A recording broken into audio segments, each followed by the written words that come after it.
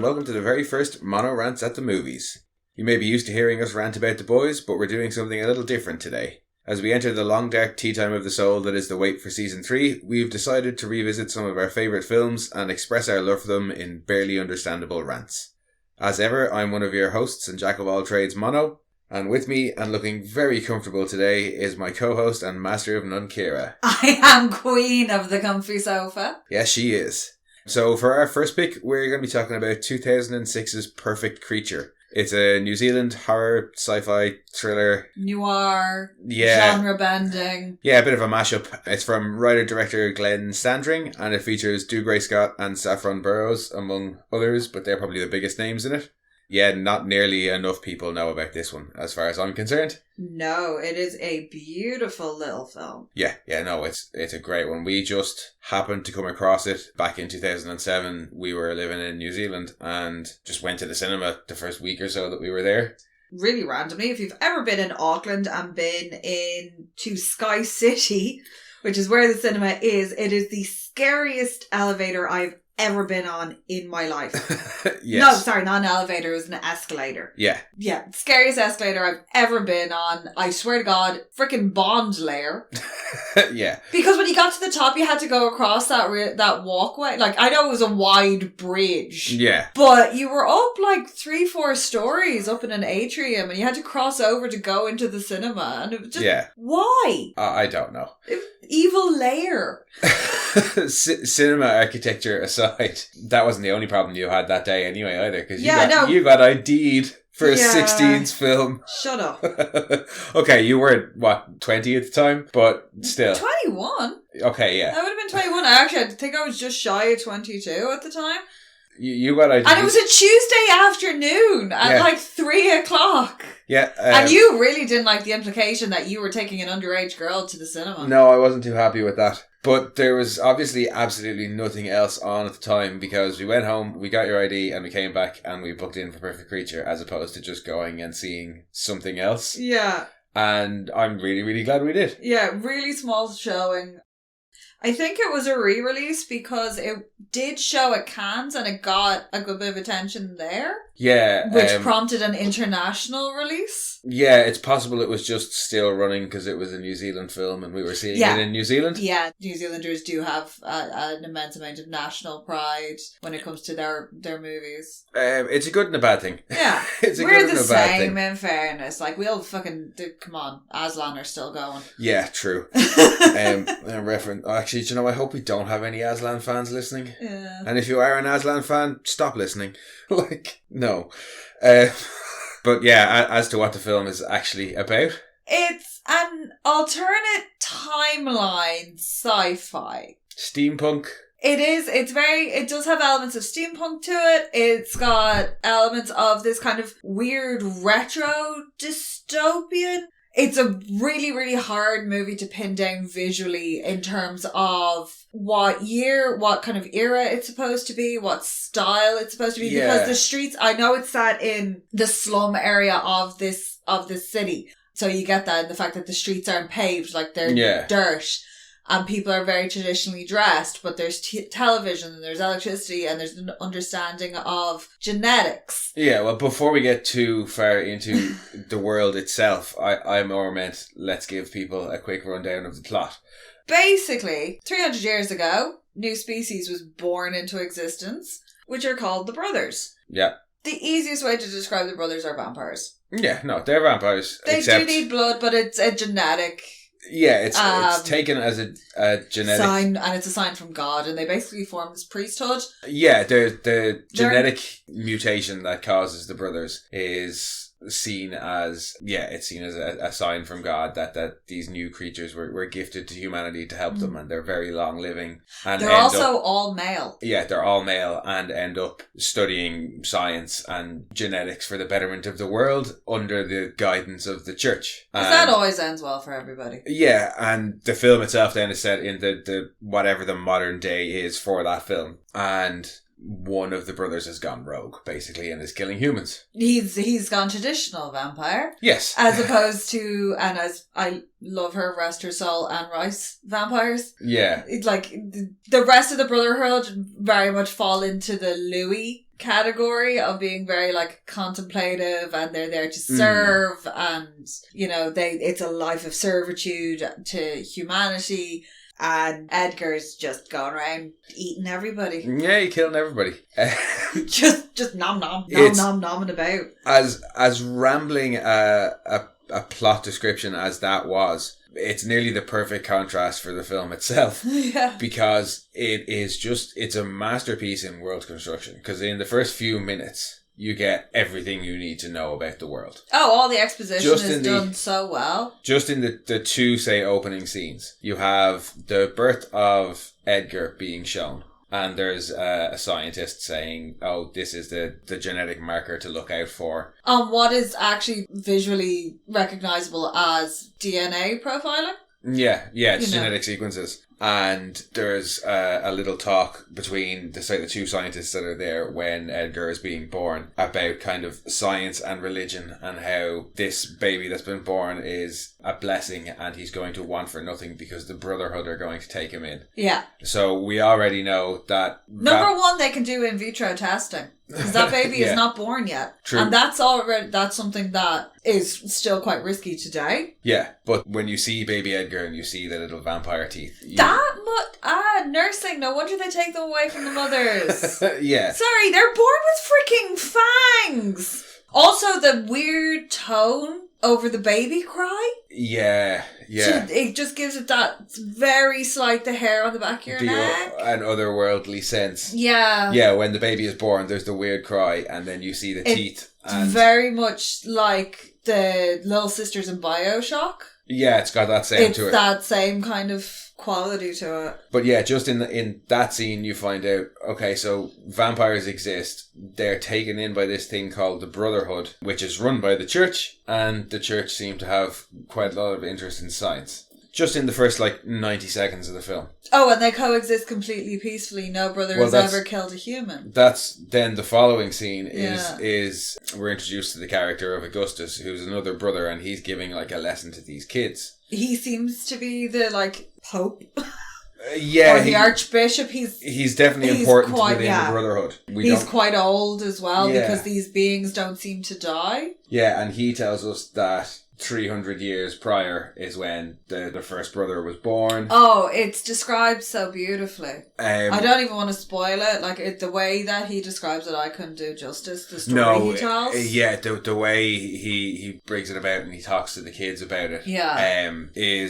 It's really well done. But when they're talking about the history of the brothers and how they came into being, and from the birth of the brothers, that gave the alchemists free reign to experiment in genetics, which is where all this is a world that is ravaged by plague and influenza, which also makes it a very fitting movie to watch in the current end of days. Yes.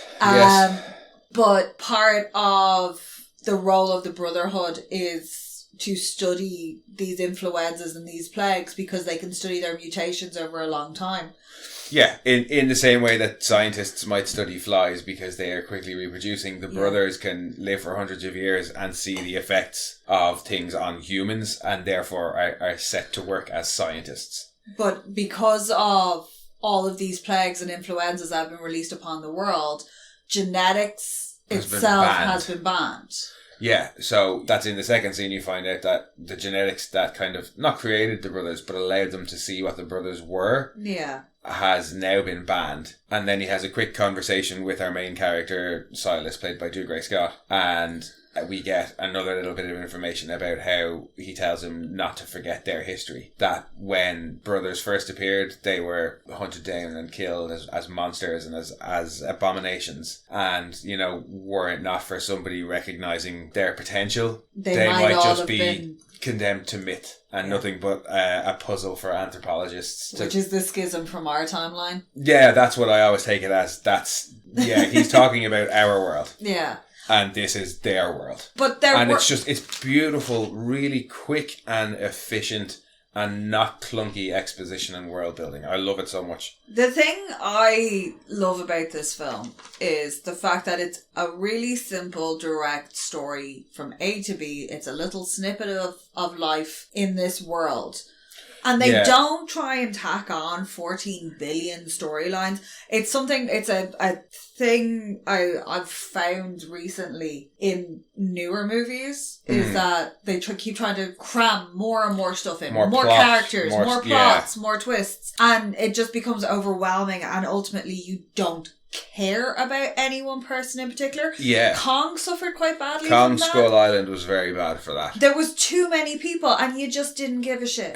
I was there to see a big ape trash a big lizard. Well, that was Kong versus Godzilla. Either way, I'm there to watch the big ape do its thing. Yeah. And this movie just goes, here's just a little chunk of life. Little story plucked out of this world that's going on around it. Yeah, because despite how complicated we've probably made things sound, way too complicated. It is. It's a 90-minute film. It's a story about one good vampire hunting a bad vampire and the one or two kind of police and ancillary characters involved in it. There's the two leads and there's about 4 or 5 characters around that. And it doesn't need anything more. And then it's all set in this beautiful, visually rich environment. And yeah, I think that's why I love it so much, because that is what it is at its core, is this simple story of, as I said, one vampire hunting another. And all the other stuff that we've been talking about, the brotherhood. It's more than that though as well. It's a brother hunting a brother, but they're actual genetic brothers, which makes it gives this familial bond to it. That's the point that I was trying to get at, is at the core of the story is that. And then all the extra stuff, the brotherhood, the fact that they are brothers, this steampunk world that's full of influenza, the whole church being in charge of vampire things, is all just weaved in throughout the narrative and throughout the visuals so well that none of it feels like it's being thrown at you or explained to you. You just pick it up naturally. Yeah. That's one of the reasons why I love it. But it doesn't suffer from the overcramming of storylines, nor does it suffer from the 90-minute runtime. No, not at all. Especially kind of 2005 onwards, there was a tendency for movies to be 90 minutes, in, out, thank you ma'am. We'd gone through the big saga of like the 3-hour long blockbusters, Titanic, you had all your Lord of the Rings films, and people were kind of fucking sick of it. So there was a lot of really good movies around that time that did suffer from having to be cut down. I still maintain that's just genre films. Okay. Big blockbusters still stayed fucking 3 hours long and still are fucking 3 hours long. But no, you do have a point. You're talking about the likes of, say, like Daybreakers. Legion. And Priest. Legion and Priest. And they were all, sci-fi kind of fantasy films. But yeah, good solid start to the film. And then the last 10 minutes it was like, oh shit, we have no time left. Let's wrap everything up. Just cram it in there. Nobody will notice. Yeah, this does not suffer from that. Speaking of... No, that's Dominic Moynihan and that. Never mind. But the casting of it was great as well. Oh, yeah. Dougray Scott, you don't see him in enough stuff. I love him. Yeah, this was the first thing I saw him in. I am a particular fan of Hemlock Grove, and him and Famke Janssen are just, so good. It's a love-hate relationship that's just, and to see him in this, he's a very stoic character. Silas is very empathetic. He is very, very still. He's very serene. Your introduction to him is in the alleyway, and you can tell by the way he moves, he's not human. There's a grace to the movements. Like, it's the economy of motion. Everything's very deliberate and no effort is expended that doesn't need to be. Yeah. Even to the point where he shoots one bullet and misses. Yeah. And while it looks like he has a shot at Edgar, it's a worse shot than he just took, so he doesn't bother taking the second shot in that scene. But we also get in that as well a really nice representation of their advanced senses. I love that. I love how that's done. The quick, jumpy kind of flushing around edits. Yeah, where he's listening out for Edgar. Anything. Well, but it turns out he's listening out for Edgar to try and hunt him. Yeah. We hear just say like a cat in an alley, and then it will focus in. There's whooshing sounds, and it focuses in, and you can see there's a cat just like licking himself, and you can hear a really loud licking sound. And as he kind of jumps around to different things until he hones in on what he's actually It's trying to blood listen dripping. for. And it's blood dripping, yeah. And how that is done is just, I mean, props to the director of photography on this film. Absolute Who is props. the DP on this, actually? I can't remember. There was a lot of It's New very, Zealand. very similar editing style. Those sequences in particular, where it is the kind of jumpy zoom, is very, very similar to Night Watch and Day Watch. Yes. The way they moved around in the gloam, which is another brilliant movie. We may end up covering. There's One of way the too much in that. one of the things that I really like about how the senses are shown is just that. This film is a great example of show, don't tell. Yeah. You know, plenty of other, even Interview with the Vampire. There are explicit lines that talk about the various powers that vampires have. We never hear at all in this film what the brothers can do. We know that they're special and they're long-lived. Nobody ever tells us they've got super hearing. It's shown very well. Or super sight. It's shown quite well. Their strength. They're super strong. It's only shown. Nobody ever says it. They're mad resilient because he takes a good few whacks to the head Yeah. over the course of this movie. So they do. They have all these traditional vampire powers, but nobody ever says it out loud, and we never have to There ask is as one an audience. explanation where she's in the hospital later on in it, and she says so smooth, and he does explain that their cells are constantly replenish themselves. They're almost composed of stem cells. Yeah, he says that the cells in their body are almost like the cells of an embryo, and they regenerate and heal very quickly. So yeah, they're basically like stem cells. But that's more of an explanation of their biology as opposed to any powers they have. And I love how that is tied into kind of... Oh, sorry. The DP, the cinematographer is Leon Narby. He was cinematographer for Whale Rider. All right. But yeah, no, I like how they tie that into a kind of a scientific concept of stem cells and regenerative growth. And that's why they're so long-lived. They're oxalotls. Yeah, they're basically... They're gothy oxalotls. Yeah, they're goth oxalotls. Goxalotls? Goxalotls. Oh god, it turned into Squizcar. They are goxalotls. Gox...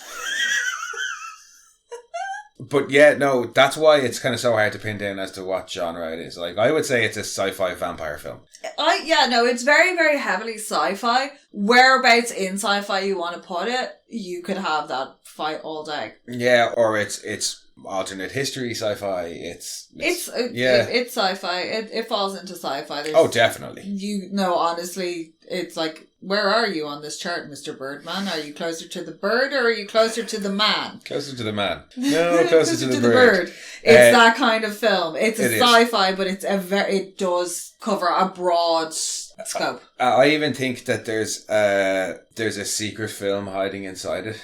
Oh god. That's a secret realistic zombie film. There is a bit of a zombie film going on We don't have to give anything away too spoilery for this either, but one of Edgar's things, apart from killing people, we find out that he's got a virus and he's trying to spread this virus to other humans. And when he spreads it to humans, they basically turn into rage zombies from 28 days later. That would be the closest thing. They don't seem to die, but they do seem to transform. They have the boils and the pustules. They look like a mix of the rage virus and the T virus. Yeah, but at no point are they stated...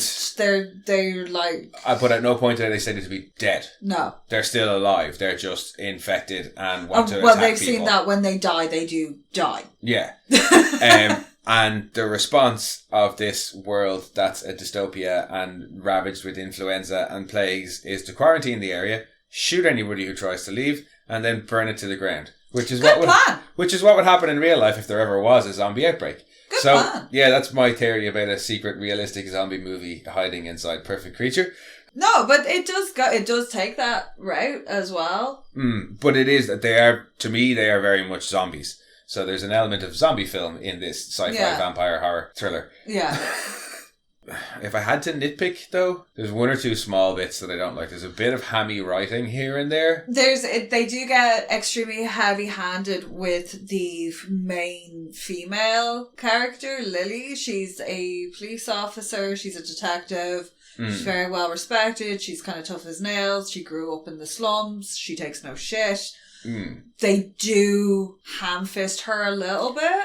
They do. They over-characterize her a little bit. There are things that they decide to show you or to tell. There's a couple of lines that are put in that were completely unnecessary. After with the vaccine bust. After the vaccine bust, when they're in the car. That's very ham-fisted. They do kind of try and slap you around the face a bit with that. And I can understand why they're trying to set up a particular thing so that when something is revealed at the end of the film, it makes sense for her character. Yeah. I understand that, but where this film is so subtle in other parts... This is glaring. Yeah, it was certainly by comparison, it's glaring. I've seen worse in other movies, but yeah, it lets the side down just a little bit. Just a tad. Just a tad. But that said, Saffron Burrows plays the role really well. Oh, yeah. And you do believe her in the role. You do. Like, she's not a damsel in distress or anything, but she's not like a Ripley. you know? She's more akin to Jodie Comer in, I've forgotten the name of it, Event Horizon. Is that her name? No. What's the name of everyone in Event Horizon? The pilot. Jolie Richardson? Jolie Richardson, yeah. You know, she comes across beautiful, beautiful human. Mm. Very delicate, very elegant, and then you see her getting dumped in buckets of blood. Yeah. In this, Saffron Burrows, again, extremely beautiful, extremely elegant, very poised, but has this complete and utter takes no shit attitude that's very, very natural. Do you know who she reminded me more of is... Doomsday. No. Because she's very similar as well. Very similar characterization as Thingy in Doomsday. Oh, no, she's way more like badass Terminator girl. Oh, yeah, with Doomsday. The eyeball? I can't remember her name. In Children of Men, Julianne Moore's character in Children of Men. The ex-wife, yeah. The ex-wife activist one. Yeah. Forgotten her name. Forgotten the name of every character in that. Yeah. I got that kind of a vibe off her. Actually, the character in the movie of that is way better than the book. But that's a rant for a different day. That's a rant for the Children of Men. Rant. Yeah. I've completely forgotten, again, we're shit at names, the name of the guy who plays Edgar. He's Leo something. Leo Gregory? Yeah, I think that's it. Yeah, he's really good at Edgar. And he was really young. Yeah. He was only in his early 20s when he filmed that, and everybody in the cast and crew interviews had massive praise for him. Oh, yeah, no, he's gone places. And it is, I actually, when they were saying how old he was, I was surprised. Now, in fairness, most of the time when you see him, you're never introduced to an Edgar that's not crazed. No. The first time you see him is when Silas is hunting him. He's infected by this virus. He has got and it's what a really nice touch is as the movie goes on, his eyes get more and more and more bloodshot. And he gets visibly more feral. Yeah, and he has a few fights. I think he has 3 different fights with Silas, and he goes from more or less easily overpowering him to barely being able to hold his own at the end of the film. And his technique as well. He goes from that same kind of very fluid style that they fight in to just kind of sloppy, brawly, slappy. Yeah. So his degradation throughout it is it's well played, and Leo Gregory is fantastic in it. And it's hilarious because when you hear him talking in his own accent, it's not that. When he was talking, that was when I was like, oh yeah, okay, out of makeup and talking in your own accent, you are quite young. But absolute blinder. Sometimes you could kind of picture somebody else in the role. This one, no, he makes that all his own. I really like Jones, Lily's cop partner. Oh, Jones. I'm not sure Jones looks like he could do with a good bath. They all do. A de-lousing. Yeah. A fresh clip pair of underwear. And maybe, a couple of good meals. Yeah. He's a bit of the just kind of gruff cop who doesn't like vampires, and that's kind of it. But there's something more fun to him in it, and I can't put my finger on it. He could very easily be extremely cliche. He's close to it, but there's just enough there, I think. And I think he does love Lily. He has obvious unrequited affection for her. He doesn't like the fact that she and Silas seem to have a connection of sorts. There's jealousy going on there. There's also a kind of, I think he doesn't know how to take Silas. But it's all very between the lines stuff. Yeah. There are one or two moments where he's obviously antagonistic towards Silas, but apart from that, like his feelings towards Lily, nothing's ever said in the movie about him having it for Lily. It's almost as if that's just how the actor decided to play it. Yeah. I'm going to play it like I'm in love with her, and I'm protective of her over this new vampire weird guy coming in. Yeah. I definitely can't remember that actor's name. He's a Kiwi actor. I remember that much. Yeah. So he's probably been on Shortland Street. He was on Shortland Street. I did look him up. But yeah, no, he was really good as well. I had to say the casting in general, all the main cast are really good. And if you're a fan of Thor Ragnarok... Yes. Yeah, you spotted that. She's the medical examiner. Because it was driving me crazy when we watched Ragnarok for the first time. Because I was like, I know you. Yeah. You there in the back. The Grandmaster's like second in command, Topaz, I think she's called. Topaz, yeah. Is in this as an on the scene forensic examiner at one of the murders. She doesn't even have a name. No, she doesn't. She's just medical examiner. Yeah, and that reminds me, that scene that she's in when they find the body of one of Edgar's victims, it's so like Jack the Ripper, like Victorian when London. She tells them they're approached by a reporter who says, eyewitnesses say it was a brother, and they just go arrest her. She just calls over a cop and goes, arrest her. She gets hauled away immediately. But yeah, there's a real kind of Victorian London vibe to it, like dirty, rundown Whitechapel, Victorian London, with the sawhorses out, and all the street police do very much look like that. They have that bobby look, and it's the coat in particular with the low belt. That is that when you see like old newspapers with this, where they used to use the sketches before photography. This is probably about as good a time as any to talk about like the costume and the set design in this film, because it really adds so much to it. It is such a mishmash. Like the police look like the standard cops, 18 like turn of the century PC bobbies. Yeah, whereas the detectives Lily and Jones look more like kind of 1920s to 1940s. They're in like long tweed jackets and they all have hats and they should be going, come here to me, sir. Yeah, they're the kind of north side. The guns, like I'm pretty sure there's a fucking Luger going on there somewhere. There's World War I weaponry. Police, there's blimps overhead. The detectives seem to be using Lugers. One of them has a World War II Japanese pistol, which is very bizarre.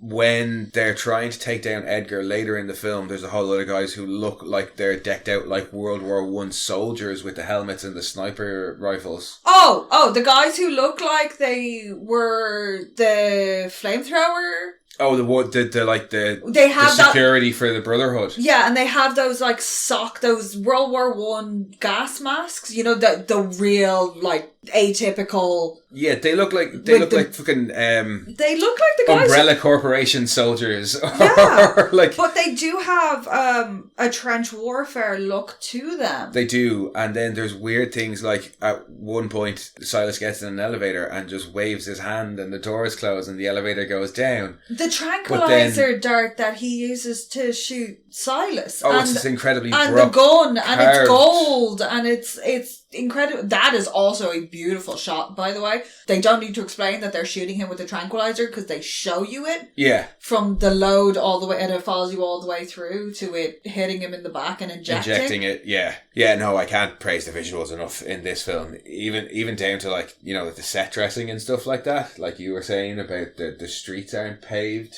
Yeah, it depends on where they are. So down in the slums, it really is. In the slums. If you've ever seen footage of, like, say, the old tenements in Dublin, the old tenements in London, it's that kind of style where, you know, you're lucky if there's sewage, like... Yeah, and there's horses and carts, but there's also cars going around. There's blimps overhead. It seems that in some ways the brothers have advanced technology beyond what we already have. And in other ways, because this world is so constantly ravaged by plague and influenza, that it hasn't moved forward in other ways. Yeah, because even... It all seems to be where the advances are all necessity as opposed to luxury. Yeah, because we see like a TV set at one point in the film that's got like a tiny 4-inch screen, and it really is an early TV set. But when you see and you say like the medical equipment, it's all modern and shiny and new, and they're using monitoring equipment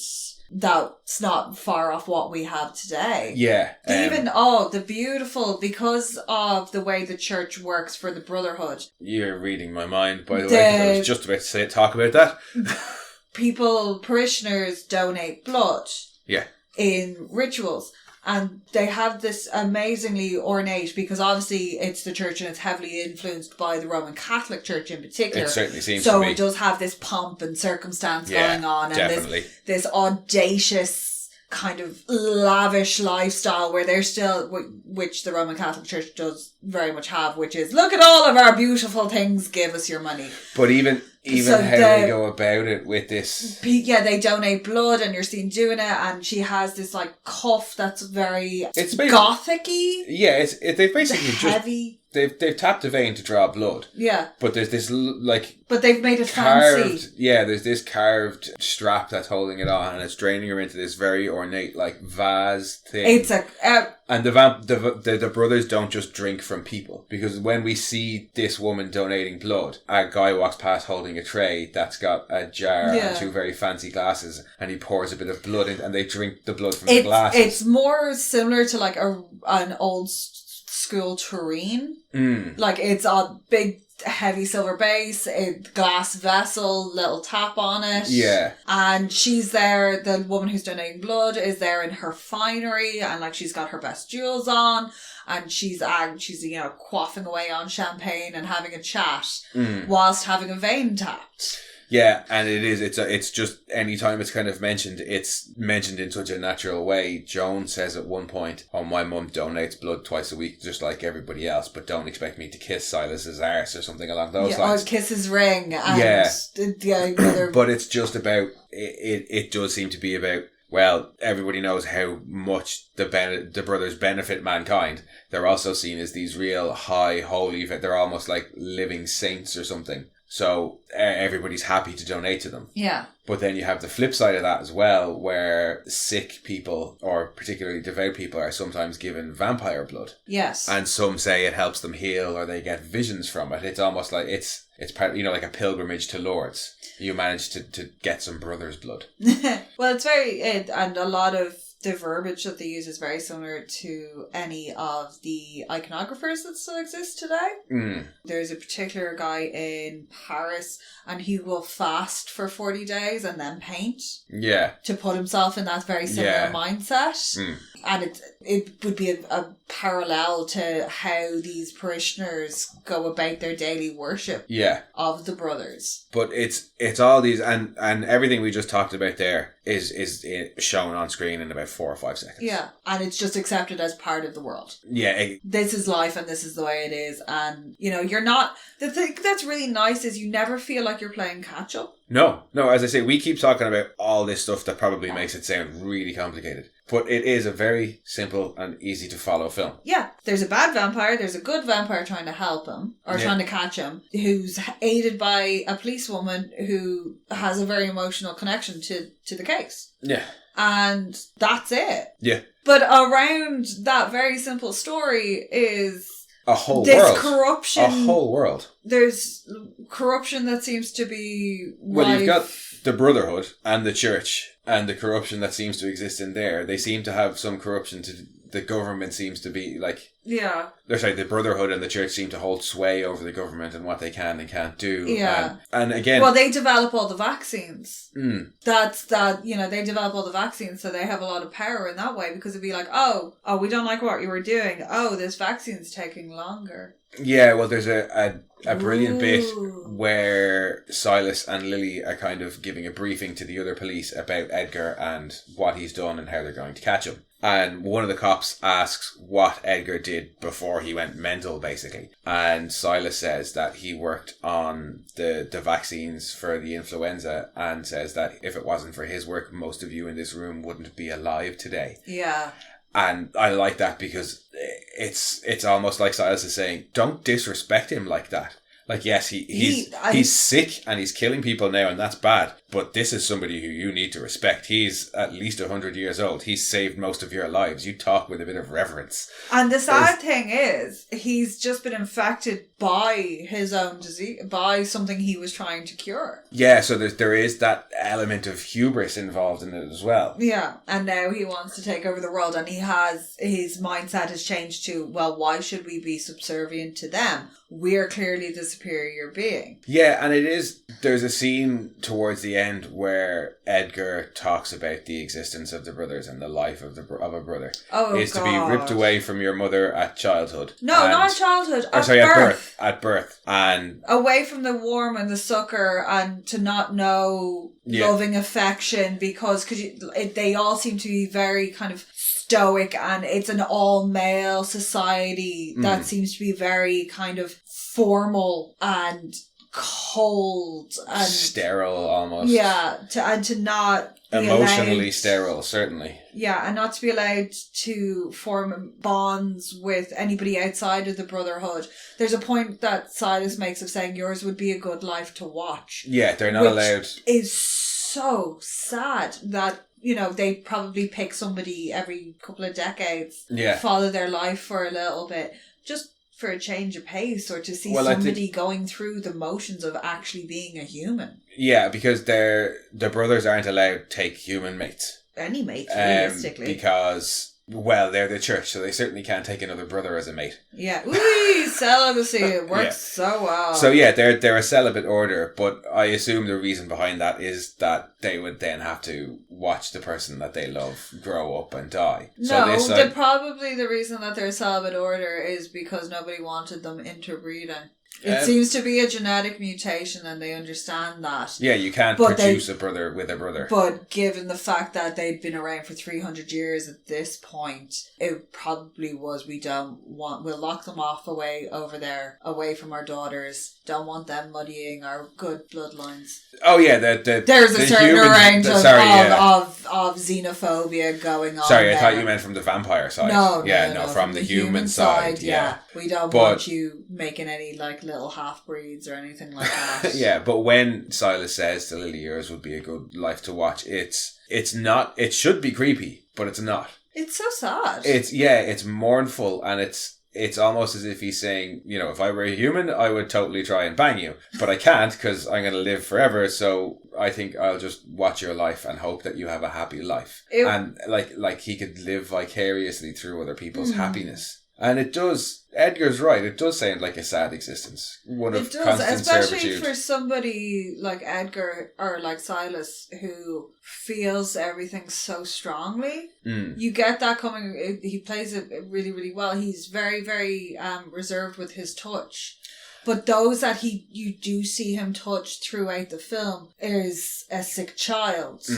Lily, when she's in the hospital, it's people that are in pain. That are in pain and need to be comforted. But we feel like from our viewing, we feel like Silas is a bit of an empath. Because there's just a few small things. One that you noticed in our most recent watch through that I hadn't, that there's at least 2 points where people who know Silas won't touch him. Yeah, either recoil from a handshake or just move away from his touch.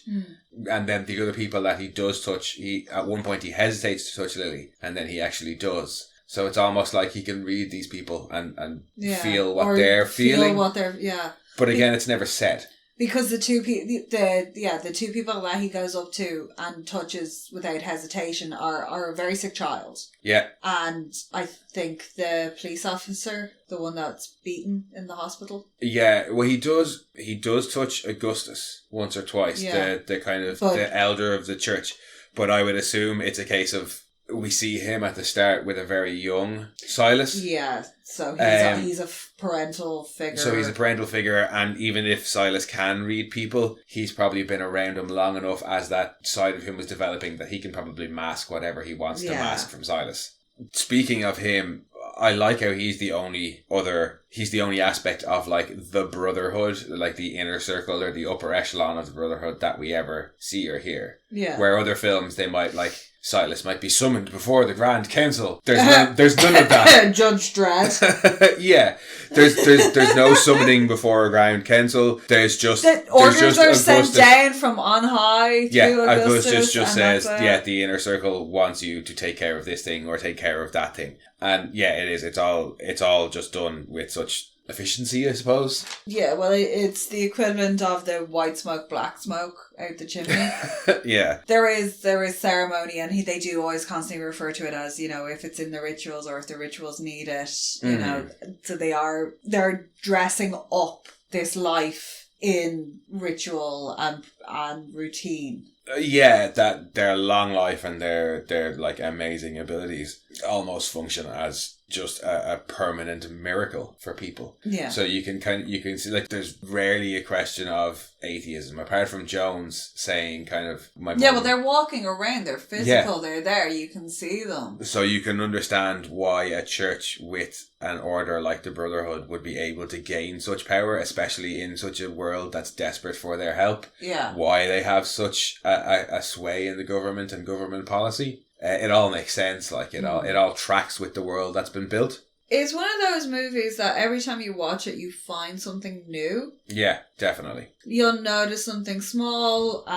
One of the things I noticed this time, now partly because I was looking for it, because the director says in the interview, one of his influences is obviously Nosferatu. But the German expressionist. German expressionism is very heavy in this. But, well, not even super heavy, but there's a couple of scenes, particularly around Edgar, that you can be like, oh yeah, there's one dream/vision sequence that's very German expressionist. Oh, the one with all the negatives? Yeah. And things being shown backwards. And there's a bit where Edgar climbs up a wall and it's shot at in that real, like, janky Nosferatu style. Yeah, that janky, it's like double speed, but not double speed. It's somehow double and half speed at the same time. Yeah, like, it's very reminiscent of Nosferatu as well. But when you're establishing, it works to establish that this is a preternatural being. Yeah. It works very well establishing that because it is such an unsettling movement to watch. Whereas when you'd seen Silas moves with grace and liquidity and is almost like a ballerina. Except when he's falling. Then he tends to kind of turtle. But he moves and they all seem to move. They're all like cats. They're all very like silent and smooth. And when they fall over, they lick themselves. Yeah. Whereas Edgar, because there's something wrong with him. He's more feral. He moves in that, when a dog with rabies gets the twitches. Yeah. And does that stiff-legged walk. That's almost what he's like, is he's a rabid dog in the twitching stage. Before they start foaming at the mouth and rip everything apart. Yeah. Silas is the silent hunter, like the tiger or the lioness, whereas Edgar is the feral dog or the hungry old bear that's desperate. He's rabid. He actually, the whole way and the devolution of his mental state is very similar to how rabies progresses in humans. Yeah, and he gets a lot more deranged and the movement, everything, and you can see him start to kind of shrink down into himself and lock up as well. He's a lot less eloquent as he goes on. He's a lot less poetic in his speech, and he snarls and hisses and bares his teeth that bit more. He's actually going through all the stages of rabies. Yeah. He is becoming rabid. See, still, not even watching it and still picking up on new things. And that's only because I know how rabies progresses in humans. And rabies is something that they're hyper aware of in New Zealand because they're petrified of it getting into the country. Well, they're like us, they don't have it. Yeah. But without going into any spoiler territory, is there anything else in it that you really loved in this film? Or really hated? I just enjoyed Well, one of the things that I really, really, really liked is the face plant into the wall. That's all I'm going to say about that. Oh, that's so good. That's about the only funny moment in the whole fucking film, too. It's one of the only funny moments. Yeah. One of my other favourite bits is when Lily gets attacked by Edgar. that's not a particularly big spoiler. Yeah. The main female lead is probably going to get attacked by the main villain. Yeah. And Silas comes in and says that he can help her, and Jones is very protective. He's like, no. Jones's knife, by the way. His The knife, that's knife. a knuckle duster. Yeah. But the way he holds it, it's so that if he has his thumb on or right around the end of the knuckle duster, the blade is out the other side. Yeah. Like it's a real Street Fighter knife. Yeah. And the way he goes, don't come near her or I'll stick you. Yeah, he threatens Silas, and Silas says that he can help her if he gives her his blood. And just so quickly, like sleight of hand quick, just slices his own wrist on the blade and puts his wrist straight to his mouth. It's so slick. It's so well done.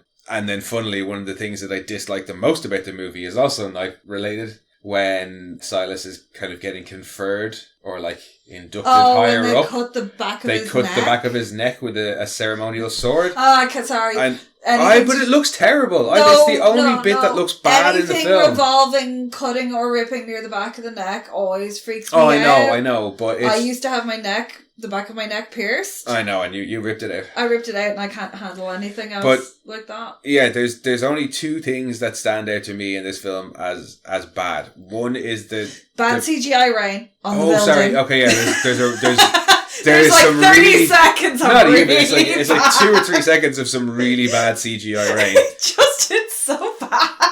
There's that really bad CGI neck cut, and then the only other thing that I actively didn't like is there's the 1 or 2 bits of hammy writing that we talked about, and there's really only say 2 or 3 lines that I would absolutely remove from the film. Yeah, but other than that, no. And it's to a be really strong perfectly script. honest, those couple of lines feel like they were filmed to be put in because some studio exec went, I don't like that. And why is that going on? And the one that really bugs us could very easily have been a reshoot because it's in a car. Yeah. It's 3 characters in a car, one of them gets out. And it's 2 of the Kiwis. Yeah, that could very easily have been a reshoot. It just, that scene in particular just smacks to me of studio interference, of some fucking exec who went, I don't understand. That's too subtle. Or audiences won't understand. We understand. Because of the way it's shoehorned in there. You're probably right. I also, quick shout out to the eel selling woman who is singing a traditional Maori song while she sells her eels with her beautiful facial makeup. Yeah. Lovely to see it. But go watch it. Yeah, no, as I say, there's a few I don't know if it's up bits on any of the streaming platforms. We have it we bought it on DVD the second we got it in New Zealand. Well, also it was back in 2007, but we bought it on DVD in New Zealand. We got an Irish region copy of it as well, so we don't have to go look for it on streaming services. We know it is available in Finland because our friend got it. Yeah, a Finnish friend of ours was like, we have this really cool vampire film to show you. We were like, we have a deadly one, let me just tell you about it first. And it was the same film. It was the same film. But yeah, I don't think there's really any more standout moments to talk about because I don't want to ruin it. Yeah, they are kind of. There's a lot of just really cool things in it that even not spoilery stuff. I just go watch it, experience it for yourself. It is a fantastic film. Yeah, it is completely different to what you think it will be. Yeah, and we haven't done it justice. No, oh god, no, we've been rambling about this film, but I wouldn't call it one of my favorite, all-time favorite films. What I find quite annoying is that it's got a 5.4 rating on IMDb. That's disgraceful. I know. That's disgraceful. Fuck them. Out of 5,000 people, or 5,500 reviews, it's got a 5.4 rating. No, that's well, nonsense. Y'all can go stick your head up your own butts. That's I mean, personally, that film, I'd give it 8.5 to 9 out of 10. We don't really rate stuff, but I'd put that at 8.5 or 9. If it's a movie I will go back to and watch, and it's a movie that if somebody's looking for a good recommendation for something, it's a movie I'll recommend. If they're into that sort of thing. Yeah, I enjoy it. I enjoy the genre mashing of it. I enjoy pretty much everything to do with it. It's definitely very unique. I've never seen anything like it. If you have, please tell me. Yeah, I'd like more of it. Bear in mind as well, we own all the blades, we own all the underworlds. Yeah, we love zombies and vampires. I've seen Ultraviolet, all of those, which are what a lot of people say it's very similar to. Guarantee we've probably seen it, and we still think that this is different enough to all of those. Yeah. 30 Days a Night, seen it, it's different to that again. Yeah, oh yeah, definitely. I love 30 Days a Night, but it's different like to True Blood, which I watched, which was the same thing again, with vampires introducing themselves to society. It's different to that. In tones and visuals, it does remind me sometimes of Dark City. Yeah, but plot not at all. But just tone and visuals. But it also draws quite heavily on Soylent Green, Brazil, 1984. Oh yeah, it's heavily dystopian as well. Yeah, and visually it has that look. It's not got the... Oh, it's all dark tones. It's not the Blade Runner neon sci-fi future. It's more the horrible underbelly... Grimy, dirty. Everything's shit. Yeah, dystopia as opposed to utopia. Yeah. Yeah, no, like I say, it's not the best film in the world. It's probably not even my favourite film. But there's a reason that we chose it to be the first film that we podcasted about. Yeah. And that is because I want more people to watch it and just experience it. It's a little gem. It really is. Yeah, it's a gem. And I think that's probably what we'll focus on in MonoRants at the Movies is probably some of our favourite films, sometimes cult films, but will be mostly probably things like this that we just randomly came across and have great love for. Yeah, and would like more people to see and enjoy. Yeah, we hope you enjoyed our rambly, raving chat. Sorry. We hope that you watch the film and enjoy that even more. We will be back next week with an undecided review. We haven't figured out what yet, but rest assured it will be there. And we will be back as usual on Monday with MonoRants at the Movies. Until then, guys, you can check out all our old podcasts on The Boys at MonoRants The Boys. You can find us on Twitter at RantsMono. You can send us an email to monorantspodcast@gmail.com. And we will talk to you next week. Bye-bye. We are Science Fiction Remnant. This is the Funny Science Fiction Podcast. We are the Caribbean Science Fiction Network. We are MonoRants. We are One Accord Level 2 Podcast. This is sci-fi.